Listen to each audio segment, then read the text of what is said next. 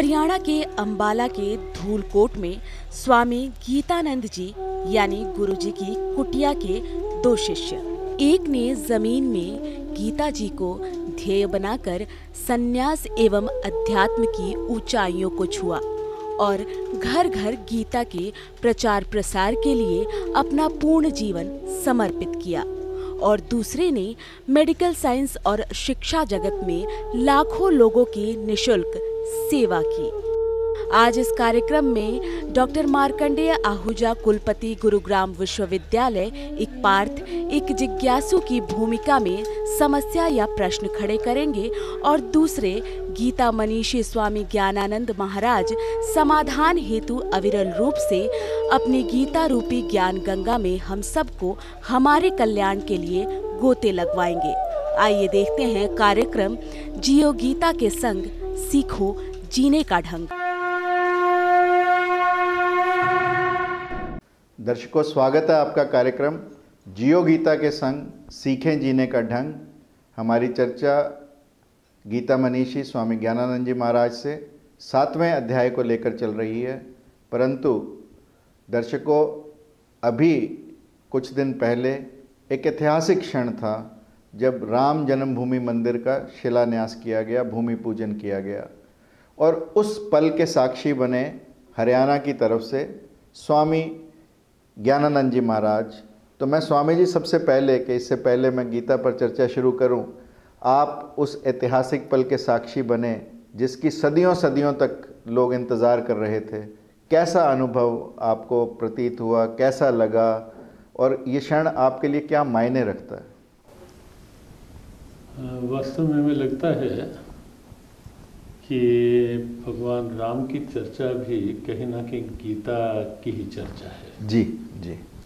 क्योंकि गीता में भगवान कृष्ण स्वयं कहते हैं कि रामः शस्त्र भृतामहम्। रामा शस्त्र भृतामहम्, शस्त्रधारियों में राम मैं ही हूँ। तो एकत्व सिद्ध किया गीता में भगवान कृष्ण ने भगवान राम से अपना। जी। तो दूसरी बात जो आपने पूछी कि वहाँ का साक्षी बनने का उस ऐतिहासिक अवसर क्या। जी। अयोध्या अनेक बार जाना हुआ है, लेकिन इस बार का अयोध्या जाना कुछ अलग सी अनुभूतियों के साथ था। जी। स्वाभाविक भी था।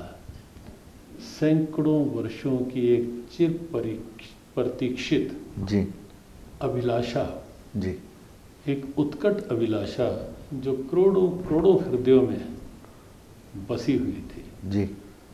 उस अभिलाषा के प्रकट होने का समय था वो। जी। करोड़ों करोड़ों निगाहें बड़े उत्सुक भाव से निहार रही थी अयोध्या की ओर कि कब प्रभु राम का एक दिव्य भव्य मंदिर बने। क्योंकि सबको कहीं ना कहीं लगता था कि हम अच्छे मकानों में रह रहे हैं जी, और अच्छी कोठियों में रह रहे हैं, और जिनकी हम रोज़ आरती करते हैं जी, जिनके नाम की माला फेरते हैं जी, अभिवादन में जिनके लिए राम राम या जय राम जी की कहते हैं, वो हमारे राम लला टीन की छत या त्रिपाल की छत में बैठे हैं। पीड़ा तो करोड़ों हृदयों में थी जी। तो हमें लगता है करोड़ों हृदयों की पीड़ा का शमन उस अवसर पे हुआ, और वो अवसर एक ऐसा ऐतिहासिक दिव्यता का अवसर था। स्वाभाविक था कि वहाँ जाकर एक अलग सा आनंद अनुभव हुआ, उल्लास अनुभव हुआ, गर्व और गौरव का अनुभव हुआ, और विशेष रूप से यह देख करके कि वहाँ बाहर से आगंतुक संत और वरिष्ठ जन ही उल्लासित थे, ऐसा नहीं। अयोध्या वासियों का उल्लास हम सब की अपेक्षा कहीं कहीं अधिक उमड़ रहा था, छलक रहा था जी। क्योंकि उनको भी लग रहा था कि अब अयोध्या का स्वरूप कुछ और ही होने जा रहा है जी। तो ये सब देख करके, वातावरण देख करके, और श्री राम मंदिर के शिलान्यास की वहाँ दिव्यता देख करके वास्तव में बहुत आनंद हुआ। महाराज जी, इस राम मंदिर को यदि हम राजनीतिक परिप्रेक्ष्य में देखें, सामाजिक परिप्रेक्ष्य में देखें, या सांस्कृतिक परिप्रेक्ष्य में देखें, या आध्यात्मिक परिप्रेक्ष्य में भी देखें, तो आप क्या कहना चाहेंगे कि राम मंदिर आने वाले समय में आने वाली पीढ़ियों को क्या संदेश देगा? वास्तव में राम मंदिर अर्थात भगवान राम का स्थान। जी। भगवान राम हमारी धार्मिक आस्था से जुड़े हुए हैं, ये बिल्कुल सत्य है और हमें ऐसा स्वीकार करने और ऐसा खुलकर के कहने में बहुत गर्व की अनुभूति भी है। और लेकिन धार्मिक आस्था के साथ साथ भगवान राम के जीवन का कोई भी पक्ष देखें, कोई भी पहलू देखें, तो आपको लगेगा कि सामाजिक मूल्यों के उत्थान के लिए, पारिवारिक मूल्यों, पारिवारिक सद्भावनाओं की प्रेरणा के लिए, जी, राष्ट्र गौरव के लिए भगवान राम के जीवन में अनेक ऐसे प्रसंग, प्रेरणाएं, और वह भी केवल कथनी में नहीं है, करनी में, उनके आचरण में उनके। जैसे आप देखें आज कितनी बड़ी आवश्यकता अनुभव की जा रही है कि बच्चों में संस्कारों की, जी, बड़ों के बच्चों में, परिवार में, समाज में। लेकिन भगवान राम स्वयं के जीवन के द्वारा, जी, प्रातः काल उठ के रघुनाथा, मात पिता गुरु नाम ही माता, और हमारी गुरुकुलीय शिक्षा पद्धति में जो बात प्रारंभ से आती रही है, मातृदेवो भव, पितृदेवो भव और फिर आचार्य देवो भव, भगवान राम ने तीनों को सिद्ध किया, मात पिता गुरु नाम ही माथा। जी। और एक पक्ष आप देखें ये होता है कि प्रणाम करना, प्रणाम का परिणाम निश्चित अच्छा होता ही है, लेकिन उसके साथ साथ एक पक्ष और होता है कि प्रणाम तो अच्छे से कर लिया, जी, लेकिन जब बात आए कि किसी की आज्ञा मानने की, यानी फिजिकल कर लिया और मेंटली नहीं किया। मेंटली नहीं, क्योंकि अपनी परंपराओं में तो ये कहा जाता है कि आदर का अभिप्राय आज्ञा मानना। जी। Respect means to obey. तो ये एक परंपरा है हमारी। जी। तो भगवान राम प्रणाम केवल दिखावे का प्रणाम नहीं करते, केवल औपचारिकता का प्रणाम नहीं करते, इसके पश्चात जो आगे भाव है, प्रातःकाल उठ के रघुनाथा, मात पिता गुरु नाम ही माता, आगे लिखा है अनुज सखा सन भोजन करें, पारिवारिक सद्भावना, अपने छोटे भाइयों और सखाओं के साथ बैठकर भोजन करते हैं। और यही नहीं, मात पिता आज्ञा अनुसार ही, केवल माता पिता को प्रणाम नहीं करते, माता पिता की आज्ञा का अनुसरण भी करते हैं, पालन भी करते हैं। तो ऐसे आप देखेंगे राम और भरत का प्रेम, राम और लक्ष्मण का प्रेम आज भी पूरे विश्व के लिए एक आदर्श प्रेरणा है कि भाइयों में प्रेम कैसा हो, सखा धर्म का निर्वहन कैसे हो। आज मित्र मित्र स्वार्थों की नींव पर जो मित्रता खड़ी होती है, टिकी होती है, वो जरा जरा बात पर टूटती दिखाई देती है। लेकिन आप देखें जहाँ भी सखा भाव, भले ही वो हनुमान जी के प्रति रहा, केवट के लिए रहा, निषाद के लिए रहा, सुग्रीव के लिए, विभीषण के लिए रहा, जटायु के लिए रहा, जटायु के लिए, मतलब कहीं भी आप ये नहीं देखेंगे कि कोई जाति भेद रहा उसमें, कि न जाति का, न रंग का, न नस्ल का कोई भेदभाव नहीं रहा, कि प्राणी मात्र की तो निषाद को गले लगा रहे हैं, जी, शबरी के बेर खाए, केवट के वो और शबरी के। तो ये अब देखिए समता के आदर्श, समरसता के आदर्श, सद्भावना के आदर्श और हर प्रकार की परंपराओं के निर्वहन के आदर्श जो राम के जीवन में है, वो वास्तविक प्रेरणा है। और आज भी बात होती है राम राज्य की, जी, कि राज्य कैसा हो, राम राज्य हो।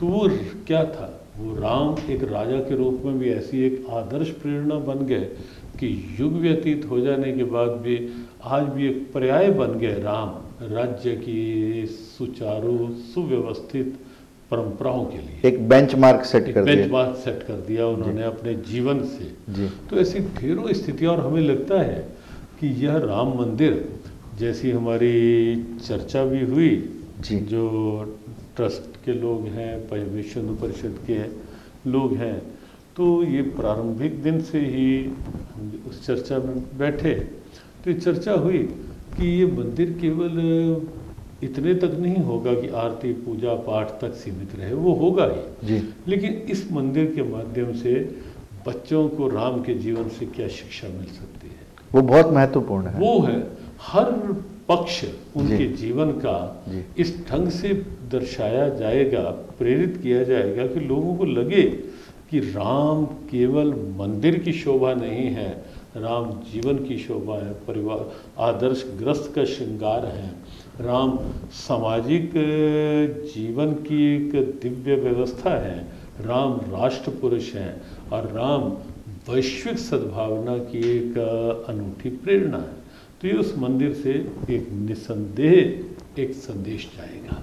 और जब महाराज जी शायद ऐसा संदेश जाएगा तो शायद हिंदू मुस्लिम सिख ईसाई से ऊपर होकर भी ये संदेश जाएगा, जिसकी चर्चा आपने की, मुझे लगता है। हाँ बिल्कुल, देखो अपनी परंपराओं में तो ये है ही, सिया राम में सब जग जाने करूं प्रणाम जोड़े जुग पानी, तो वहाँ कोई ऐसा जातिगत भेद कोई कहे नहीं गए। हाँ, कोई अपने मन में पहले से ही कोई संकीर्णता बना के बैठे हों जी और वो ना माने जी, वो एक अलग पक्ष हो सकता है जी। लेकिन भगवान राम के जीवन में तो जो राम शबरी की कुटिया में चल के जा सकते हैं और उसके बेर खा सकते हैं, जो राम केवट के कहने पर उसके के बार बार ना इधर से उधर, उधर से इधर, पहले मैं पैर चरण धोऊंगा फिर बिठाऊंगा, तो कहते हैं ठीक है भाई कर ले। और जो राम निषाद को ये कह देते हैं कि तुम मम प्रिय भरत ही संभ्राता, तुम भरत की तरह मुझे प्रिय हो निषाद को, तो आप अनुमान लगाएं कि उन राम के जीवन में संकीर्णता कहाँ से और क्यों कर हो सकती है। और इसलिए वो मंदिर तो एक व्यापक प्रेरणा का मंदिर बनेगा और एक आह्वान भी रहेगा कि आओ सब जुड़ो, सब संकीर्णताओं को छोड़ो, भूलो और एक व्यापक उदार प्लेटफॉर्म एक बने सद्भावना का, समरसता का। ये मंदिर उसका एक आह्वान करता दिखाई देगा। महाराज जी, राम जी के चरित्र में, सब रामायण में सब लोग अच्छी बातें हैं, जैसे आपने चर्चा भी की, राम के अंदर सुचित्र भी है, राम के अंदर संवेदना भी है, राम के अंदर सकारात्मकता भी है। परंतु कुछ लोग महाराज जी, जो ये सीता की अग्नि परीक्षा की चर्चा होती है जब जब, तो कहीं ना कहीं राम की मर्यादा पर लोग प्रश्न उठाते हैं। उसके बारे में थोड़ा सा क्लैरिफिकेशन आप दर्शकों के लिए करेंगे तो सबके अंदर संदेश भी एक पॉजिटिव संदेश जाएगा। हमें लगता है कि राम अवतार मर्यादा पुरुषोत्तम के रूप में है जी, और उनके जीवन की हर स्थिति पूरी मर्यादित है। और ये जो बात उठती है, ये वस्तुतः जो भी इस ढंग के प्रश्न उठाते हैं महाराज जी, वो अक्सर वो लोग हैं जो वुमेन एम्पावरमेंट, वुमेन लिबरेशन ऐसी बातें करते हैं। हमें लगता है कि उन्होंने कभी रामायण को सही से पढ़कर, जी, इसीलिए मैं क्लैरिफिकेशन आपसे चाहता हूँ कि रामायण को यदि सही पढ़ लें जी, जो लोग वुमेन एम्पावरमेंट की बात करते हैं, महिला सशक्तिकरण की, जी, उन लोगों को ये भी ध्यान रखना चाहिए कि शबरी एक भील जाति की महिला जी, और राम ने उसके मुख से निकले हुए बेर खाने में भी हिचकिचाहट नहीं की जी। तो उन लोगों को ये ध्यान रखना चाहिए। लेकिन सीता जी की जो बात है, जो अग्नि परीक्षा वाली, जी, पूरी रामायण यदि आप पढ़ेंगे तो आपको लगेगा कि जिस समय सीता हरण होना था उससे पहले का एक प्रसंग आता है जी, कि क्योंकि रावण का वध करना था, कोई निमित्त बनाना था जी, तो सीता जी के साथ प्रभु राम की जो आपसी वार्ता होती है, चर्चा होती है, वो लक्ष्मण को भी नहीं पता। उस चर्चा का लक्ष्मण को भी पश्चात पता लगता है जब लक्ष्मण अग्नि परीक्षा की बात सुन करके एकदम आग हो उठते हैं, आवेश में आ जाते हैं। तब भगवान राम उनको बताते हैं सारी पृष्ठभूमि और समझाते हैं कि सीता जी को, वास्तविक सीता को तो मैंने अग्नि की भेंट कर दिया था। और वहाँ रामचरितमानस में सीधी बात आती है, सुरक्षित तुम पावक मह करहु निवासा जी, ये रामचरितमानस की चौपाई है। तुम पावक मह करहु निवासा, तुम अग्नि में निवास करो जब तक मैं इन राक्षसों का वध करके इस पृथ्वी को सनाथ नहीं कर लेता जी। तो तुम अग्निदेव के पास रहो, अग्नि हर चीज़ को पवित्र करने वाला तत्व है, तो तुम अग्नि के में निवास करो। और अग्नि परीक्षा तो एक लौकिक प्रेरणा थी। अगर ये बात उस समय सबको बता देते तो शायद वो प्रकट हो जाता कि मर्यादा पुरुषोत्तम ये तो स्वयं भगवान है, ब्रह्म है, तो प्रकट नहीं कर सकते थे। सामाजिक धरातल की बात उन्होंने की, वस्तुतः परीक्षा के माध्यम से उन्होंने छाया सीता को अग्नि में भेज परछाई को, हाँ जी, वास्तविक सीता को वहां से वापस लेकर साथ आना था जी। सत्य ये है इस घटना के पीछे। यानी पहले उनकी परछाई को रखा, जिसको रावण ने अपहरण किया वो परछाई थी, और जब वापस आए तो अग्नि के माध्यम से परछाई को, अग्नि को। सत्य ये भी है जी कि वास्तविक सीता को छू पाने की हिम्मत रावण में थी भी नहीं। हाँ। पर महाराज जी रावण ने तो छुआ भी नहीं, हाँ। रावण को क्योंकि अभिशाप भी था कि अगर अभिशाप था जी, वो छुआ केवल इतना कि जब वो पकड़ करके अपने विमान तक ले गए, वहां तक की बात है। उसके पश्चात तो एक सीमा रेखा ऐसी बन गई, सीता जी ने स्वयं कोई दुराचार व्यभिचार कर नहीं पाया कि ऐसी बना दी कि उसके बाद की स्थितियां तो रावण को अभिशाप था और सीता जी के तप का तेज था, तो सीता जी ने एक रेखा बनाई, तो सब कुछ वो स्थिति रही जो रहनी चाहिए थी, लेकिन वास्तविक सीता तो उस रूप में बाद में आई। महाराज जी हम सब राम के चरित्र पर जोर देते हैं, जबकि सीता जी का, सीता मैया का चरित्र, लक्ष्मण का चरित्र, भरत का चरित्र, विभीषण की भक्ति भाव, सुग्रीव की मित्रता, हनुमान जी की सेवा, इनकी चर्चा भी क्यों नहीं लोगों में ज्यादा होनी चाहिए? वस्तुतः जब राम जी के अलग अलग पहलू आते हैं जीवन के, तो वहाँ स्वाभाविक है कि जब भ्रातृ प्रेम का, क्योंकि केंद्र बिंदु राम ही है जी, जब भ्रातृ प्रेम की बात आती है तो वहाँ भरत एक अग्रणी देवदूत की तरह सामने आते हैं कि प्रेम कि कैसा हो। लक्ष्मण सेवा की जहाँ भावना आती है तो लक्ष्मण सामने आते हैं, भाभी के प्रति सम्मान, बिल्कुल। और जब ये कहना कि ना हम जानामि कुंडले, मैं ना कुंडल ना केवल किसी को नहीं जानता क्योंकि मेरी तो चरण ही देखे हैं, मैंने तो केवल चरण ही देखे। जब मुद्रिका की बात आई थी, जब मुद्रिका की बात आई कि पहचान के मुद्रिका थी, कान के कुंडल थे, तो उन्होंने साफ कह दिया मैं तो, मेरी दृष्टि तो केवल चरणों पर रहती थी भाभी। ये देवर भाभी के संबंध का कितना अहम पहलू है, बहुत अहम जी। हर पक्ष जो है राम, भगवान राम से जुड़ा हुआ, वो एक अद्भुत प्रेरणा है। तो वहाँ आप देखेंगे, और जहाँ तक कहीं हनुमान जी की बात आती है, सेवा धर्म और सखा धर्म की, अद्भुत वहाँ राम साथ होते हैं। लेकिन एक बात और आप देखेंगे जी कि भगवान राम की दिव्यता इससे और प्रकट हुई जी कि राम ने सबको सम्मान दिया। जी बिल्कुल। भरत जिस समय ननिहाल से वापस आए जी, और बाल्यकाल की राम की घटनाओं को याद करके रोने लगे कि मेरे कारण से राम वन में चले गए, और कहाँ वो राम जो खेल में भी कभी मुझे हारने नहीं देते थे, जानबूझ के खुद हार जाते थे जी, हारहूँ खेल जितावहूँ मोही जी, खुद हार के बैठ जाते थे और कहते थे नहीं मेरा भरत जीत गया जी।